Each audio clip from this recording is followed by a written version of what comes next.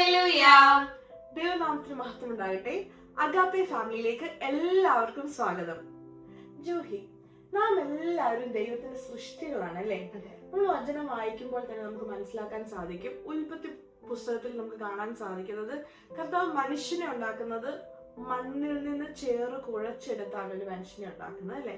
അതായത് നാം എല്ലാവരും ഒരു കുശവന്റെ കയ്യിലെ കളിമണ്ണാണ്.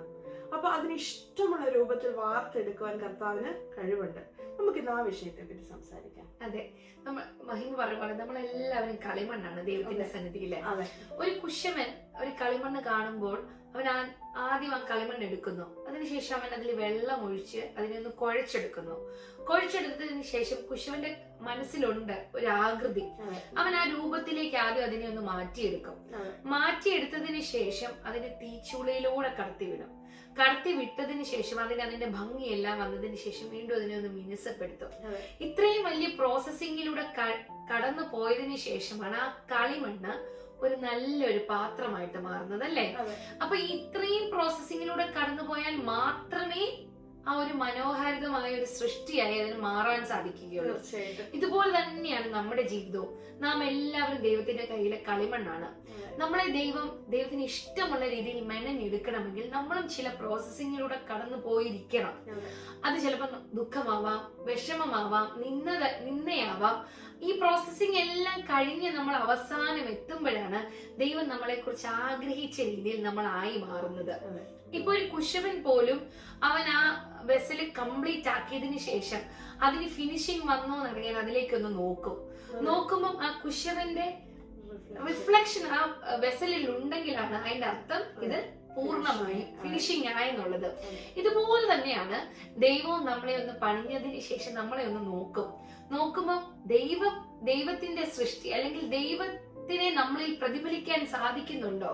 മറ്റുള്ളവർ നോക്കുമ്പോൾ നാം ദൈവത്തെ കാണിക്കുന്നവരാണോ അല്ലെ ക്രിസ്തുവിനെ കാണിക്കുന്നവരാണോ എന്ന് ദൈവത്തിന് എപ്പം മനസ്സിലാകുന്നു, അപ്പോഴാണ് ആ സൃഷ്ടി അവിടെ പൂർണ്ണമാകുന്നത് അല്ലെ? അത് ആ പ്രോസസ്സിംഗ് മാൻഡേറ്ററി ആണ്. അതിലൂടെ നമ്മൾ കടന്നു പോയേ മതിയാകും. നമ്മൾ ബൈബിളിൽ ഉടനീളം നോക്കുകയാണെങ്കിൽ പഴയ നിയമമാകട്ടെ പുതിയ നിയമമാകട്ടെ ഓരോ വ്യക്തികളെ എടുത്ത് നോക്കുകയാണെങ്കിൽ എല്ലാവരും ഈ ഒരു പ്രക്രിയയിലൂടെ കടന്നു പോയവരാണ്. അബ്രഹാം ആകട്ടെ, മോശയാകട്ടെ, നോഹ ആകട്ടെ, പുതിയ നിയമത്തിലേക്ക് വന്ന് നോക്കുകയാണെങ്കിൽ പൗലോസ് ആകട്ടെ, ഇവരുടെ എല്ലാവരുടെയും ജീവിതത്തിൽ ചില ഉടച്ചുവാർക്കലുകൾ നടന്നിട്ടുണ്ട്. ഈ പ്രോസസ്സിങ്ങുകളും ഈ കഷ്ടതകളും ഈ ഉടച്ചുവാർക്കലുകളും എല്ലാം കഴിഞ്ഞതിന് ശേഷമാണ് ഇവരെല്ലാവരും ദൈവത്തിന് ഏറ്റവും പ്രയോജനപ്പെടുന്ന മാനപാത്രങ്ങളായി മാറിയത്. അപ്പൊ നമ്മളും ഈ സമയത്ത് എന്താ ചെയ്യേണ്ടത്? നമ്മളെ തന്നെ ദിവസത്തിൽ സമർപ്പിച്ചു കൊടുക്കുക, ക്ഷമയോടെ കാത്തിരിക്കുക, നാം ദൈവത്തിന്റെ സന്നിധിയിൽ ഏറ്റവും നല്ല പാത്രങ്ങളായി മാറാനല്ലേ? അതെ, തീർച്ചയായിട്ടും. അതായത് ഇപ്പം നമ്മൾ സംസാരിച്ചുകൊണ്ടിരിക്കുമ്പോൾ തന്നെ പല വിധത്തിലുള്ള പാത്രങ്ങളെ പറ്റി നമുക്ക് ചിന്തിക്കാൻ കഴിയും. ഇപ്പൊ ബൈബിളിൽ പറഞ്ഞ ഓരോ ഉദാഹരണങ്ങൾ പറഞ്ഞപ്പോഴും എല്ലാവരും വിവിധമായ നിലകളിലാണ് ദൈവം ഉപയോഗിച്ചത്. അബ്രഹാമിനെ ഉപയോഗിച്ചതുപോലെ നോഹയെ അല്ലെങ്കിൽ മോശയെ അല്ലെങ്കിൽ യോസഫിനെ ഓരോരുത്തർക്കും വേറിട്ട പദ്ധതികളായിരുന്നു. അപ്പൊ അതേപോലെ നമ്മുടെയൊക്കെ ഭവനങ്ങളിൽ പല വിധത്തിലുള്ള പാത്രങ്ങളുണ്ട്. ചിലപ്പോൾ നമ്മുടെ ഭവനത്തിൽ പാചകം ചെയ്യാൻ പല വിധത്തിലുള്ള പാത്രങ്ങൾ ഉപയോഗിക്കും. എന്നാൽ ചില പൂക്കൾ സൂക്ഷിക്കാൻ ചില വാസുകൾ നമ്മൾ ഉപയോഗിക്കും. നമ്മുടെ ഒന്നും വീടുകളിലല്ല, ചില പുറത്ത് രാജമന്ദിരങ്ങളിൽ കൊട്ടാരങ്ങളിൽ കാണാൻ കഴിയുന്ന ചില പാത്രങ്ങളുണ്ട്. അപ്പൊ ഈ ഓരോ പാത്രങ്ങൾ തമ്മിൽ പറയും, എന്നാലും ചട്ടിയും കലമായിട്ട് നമുക്ക് അടുക്കളയിൽ ഇരിക്കാനേ വകയുള്ളല്ലോ എന്ന് ചോദിച്ചാലോ, അല്ലെങ്കിൽ രാജാവിന്റെ കൊട്ടാരത്തിലിരിക്കുന്ന പളുങ്ക് പാത്രം പറയാം, എന്നെ കണ്ടോ ഞാൻ കൊട്ടാരത്തിലായിരിക്കുന്നേ എന്ന് പറഞ്ഞാലോ, ഒരു നിമിഷം മതി ഇതിന്റെയൊക്കെ സ്ഥാനം മാറാൻ. ആ പളുങ്ക് പാത്രം ഒന്ന് ഉടഞ്ഞു പോയാൽ അത് അവിടുന്ന് സ്ഥാനം മാറി അതിൽ ആർക്കും കാണാത്ത ചവിട്ടുകുറ്റിയിൽ അത് വീഴാൻ സാധ്യതയുണ്ട്. എന്നാൽ ഈ പാത്രങ്ങളിൽ നിന്നുണ്ടാക്കുന്ന പാചകമാണ് ഈ രാജമന്ദിരങ്ങളിലും കൊട്ടാരങ്ങളിലും എത്തുന്നത്. അപ്പൊ ഓരോ പാത്രത്തിനും അതിൻ്റെതായ പദ്ധതിയുണ്ട്, അതിൻ്റെതായ ഉദ്ദേശമുണ്ട്. അതുപോലാണ് നമ്മെ എല്ലാവരെയും കർത്താവിനുള്ള പദ്ധതി. നമ്മളെ എല്ലാവരെയും പല പദ്ധതികൾക്കാണ് മാറ്റിവെച്ചത്. അപ്പൊ നമ്മൾ ആരെയും തമ്മിൽ നോക്കി എന്നാലും അവനതാണല്ലോ കിട്ടിയത്, എനിക്കിത് കിട്ടിയില്ലല്ലോ, അല്ലെങ്കിൽ എന്റെ അല്ലല്ലോ അവന്, അങ്ങനെ നമുക്ക് പറയേണ്ട യാതൊരു സാധ്യതയോ അല്ലെങ്കിൽ ആവശ്യമില്ല. കാരണം ദൈവത്തിന്റെ പദ്ധതി പലതാണ്. പല ഉദ്ദേശങ്ങൾക്ക് വേണ്ടിയാണ് കർത്താവ് യേശുക്രിസ്തു നമ്മളെ മെനഞ്ഞെടുക്കുന്നതും മാർത്തെടുക്കുന്നതും. എനിക്ക് ഇഷ്ടമുള്ള രൂപത്തിലാക്കുവാൻ ശ്രമിക്കുന്നതും അല്ലേ ജൂഹി? അതെ. അപ്പൊ നമ്മൾ ഒരിക്കലും കമ്പയർ ചെയ്യേണ്ട കാര്യമില്ല. ഓരോരുത്തരെ കുറിച്ചും ദൈവത്തിന് വ്യക്തമായ ഒരു പദ്ധതികളുണ്ട്.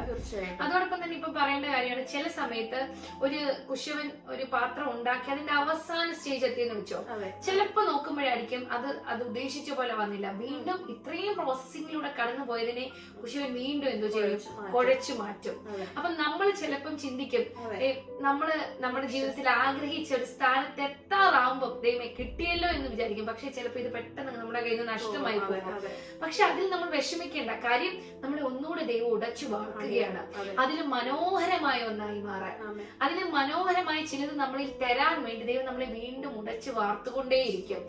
ഈ വചനം കേട്ടുകൊണ്ടിരിക്കുന്ന നമ്മളെല്ലാവരും ചിലപ്പോ ഈ പ്രോസസ്സിങ്ങിലൂടെ പല ഫേസുകളിലൂടെ കടന്നു പോകുന്നതായിരിക്കാം. ചിലപ്പോ സങ്കടമാകാം, സന്തോഷമാവാം, നിരാശയാകാം, കുറ്റബോധമാകാം.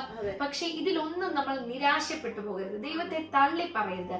നാം പ്രത്യാശയോടെ ദൈവസന്നിധിയിൽ കൂടുതൽ പ്രാർത്ഥിച്ച് ഒരുങ്ങി നല്ലൊരു സൃഷ്ടിക്കായി നമുക്ക് കാത്തിരിക്കാം. എല്ലാത്തിനും അവസാനം ദൈവം നമ്മളെ ഏറ്റവും മനോഹരമായ ഒരു വെസലാക്കി മാറ്റും. ഈ വചനങ്ങളാൽ ദൈവം നിങ്ങളെ എല്ലാവരെയും അനുഗ്രഹിക്കട്ടെ.